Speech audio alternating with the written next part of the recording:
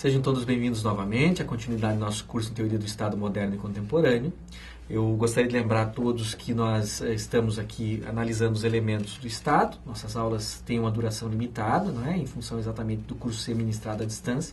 Então, eu recomendo a todos que procurem pelo livro, né? Como já anunciado em aulas anteriores, Teoria do Estado Moderno e Contemporâneo, que nós conseguimos no livro dar um aprofundamento muito maior do que nós conseguimos aqui nas aulas. É um expediente importante para complementar o processo de ensino-aprendizagem de nosso curso.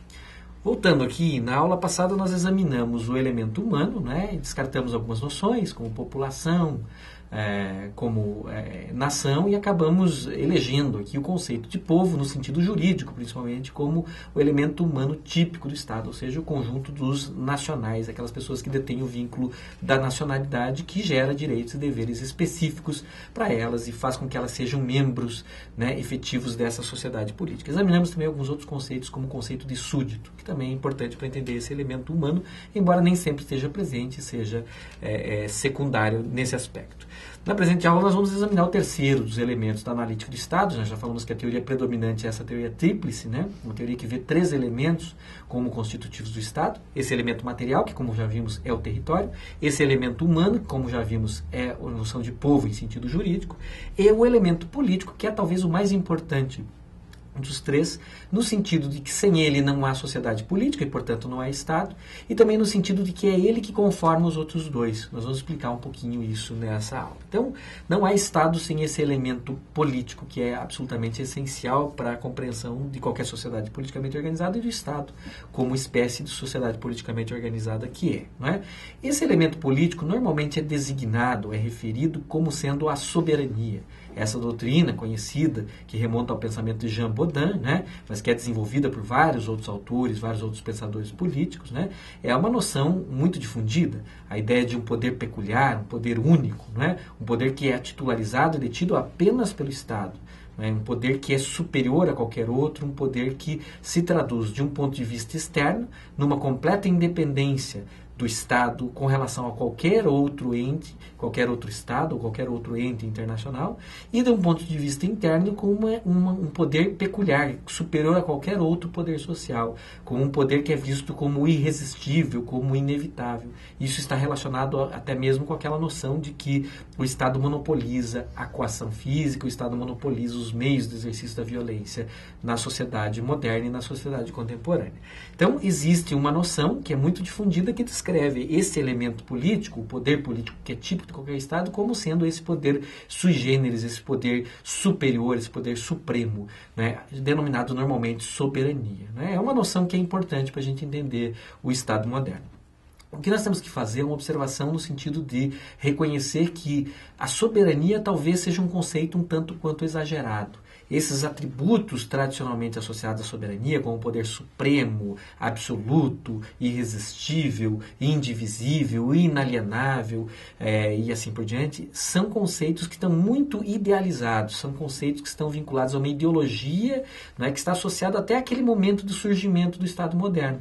Como nós vimos, o Estado moderno surge como Estado absolutista e por isso ele surge caracterizado por uma grande concentração de poder, o que talvez tenha contaminado um pouco também essa doutrina da soberania. Né?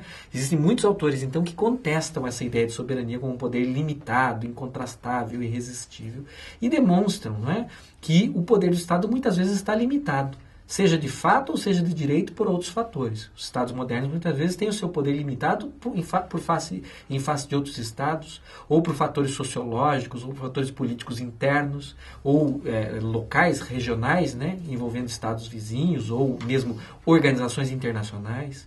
O próprio direito internacional público muitas vezes limita esse poder, então talvez não seja correto, não seja científico, né, considerar que o poder do Estado é tão irresistível, tão ilimitado, como a doutrina clássica da soberania parece fazer crer. Então, muitas vezes alguns autores preferem a essa expressão soberania outras expressões, né, mais moderadas, como a própria expressão poder político.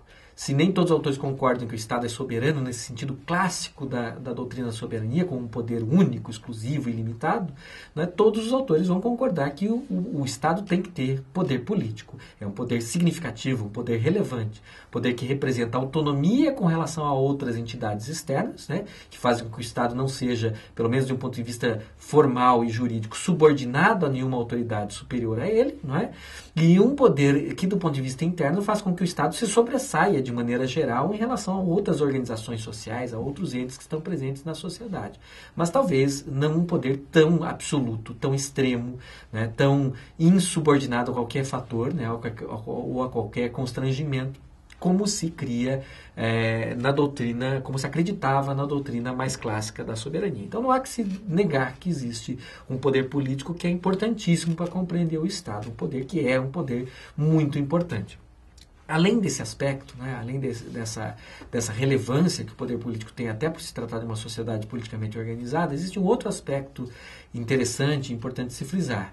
É o poder político que dá nascimento aos outros elementos do Estado. Se nós adotamos a teoria tríplice do Estado, que entende esse como união de território, povo em sentido jurídico e poder político, que pode ser entendido como soberania ou como independência ou conceitos análogos, nós temos aqui uma que percebeu o seguinte: quem dá origem aos outros dois elementos, quem conforma o território e quem conforma o povo em sentido jurídico, é exatamente o poder político.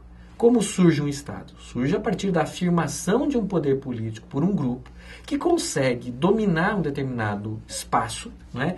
E as populações envolvidas nesse espaço estabelecer uma ordem que é uma ordem que vai se tornar um Estado.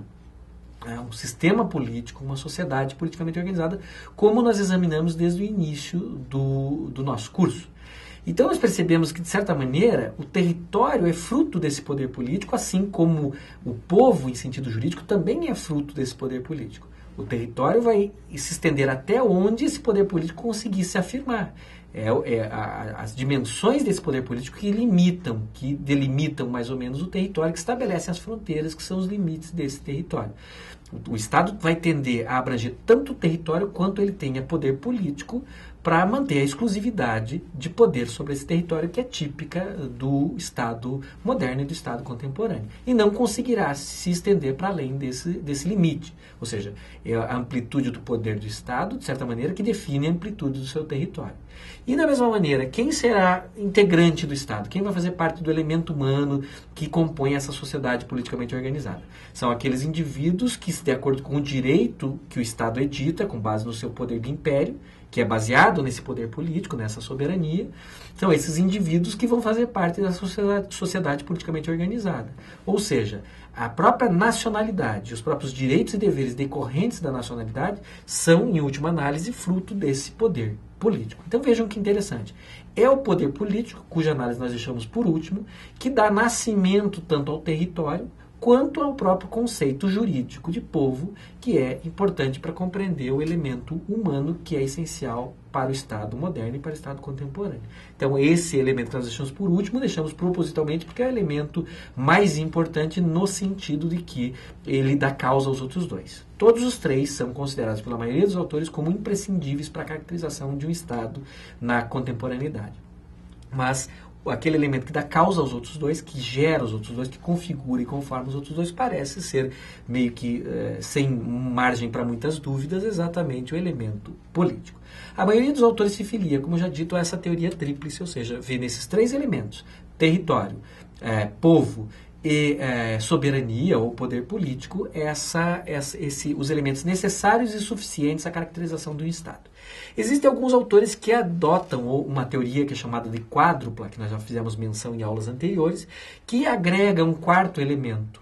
Reconhece que esses três elementos são necessários, né? Território, povo e poder político ou soberania, mas aduzem, né? Acrescentam esses três elementos um quarto elemento, né? Que é exatamente o chamado elemento finalístico, ou seja, uma finalidade, um objetivo para o Estado. Para esses autores, o Estado ele não pode ser plenamente compreendido apenas a partir dos três elementos.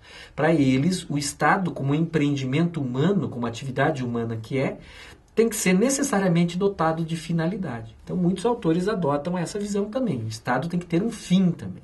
Qual é o problema de agregarmos o elemento da finalidade? Tem dois problemas principais. O primeiro deles é que nós podemos concordar que a atividade humana tem uma finalidade, e, portanto, o Estado terá uma finalidade, mas nós teremos uma indeterminação, ou dificilmente nós teremos um consenso sobre qual é a finalidade do Estado. Não é? Alguns autores falam em bem comum, alguns autores falam em bem comum temporal, no sentido de um bem não religioso, um bem material. Não é? Outros autores falam em paz, outros autores vão falar em justiça, e aqui não haverá consenso possível. Então, uma das dificuldades em você introduzir uma finalidade ao Estado é exatamente essa, né? O dissenso, a discordância que você vai ter sobre qual é essa finalidade. Então, nós entendemos que existe uma certa justificativa quando os autores afirmam que não existe atividade humana desprovida de finalidade. Portanto, o Estado deve ter uma finalidade, mas nós entendemos também que existe uma dificuldade em definir qual seria essa finalidade e noções como bem comum são muito pouco esclarecedoras. Afinal de contas, o que é bem comum? Né? É muito difícil responder essa pergunta. Ninguém jamais conseguiu definir ou demonstrar a existência de um bem comum. Né? Então, nós temos uma dificuldade nesse tipo de coisa. Bem comum, bem público são conceitos indeterminados que podem gerar uma série de dificuldades. Né? Além desse aspecto, né, que por si só já é um pouco problemático, né, existe um outro problema que é o seguinte: historicamente os Estados detiveram as mais variadas finalidades. Ao longo da história do Estado, nós já examinamos aqui a transição do Estado absolutista para o Estado liberal, do Estado liberal para o Estado social e assim sucessivamente, nós podemos identificar várias finalidades sendo perseguidas pelo Estado e não apenas uma.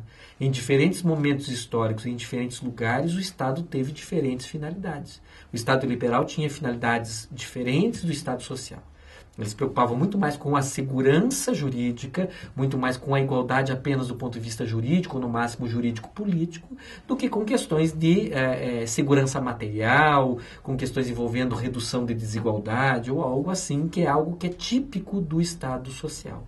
Então, também, algo que nós precisamos falar, ao falarmos sobre a possível finalidade do Estado, ou da sociedade politicamente organizada tipo estatal, é exatamente essa. Os seus fins podem ser vários, políticos, econômicos, jurídicos, sociais e assim por diante, e eles vão variar ao longo do tempo e vão variar no espaço. Diferentes estados em diferentes momentos vão ter diferentes finalidades. Por isso, para fins de análise, talvez seja melhor mesmo se filiar ao entendimento da teoria tríplice, que ela deixa de fora essa discussão espinhosa que é a finalidade e se contenta em examinar esses três elementos, que são elementos mais básicos e elementos de uma compreensão menos difícil, menos complexa. Mas fica aqui enunciada aí a visão daqueles autores que entendem que a finalidade é essencial para se compreender o Estado. E existem visões importantes nesse sentido.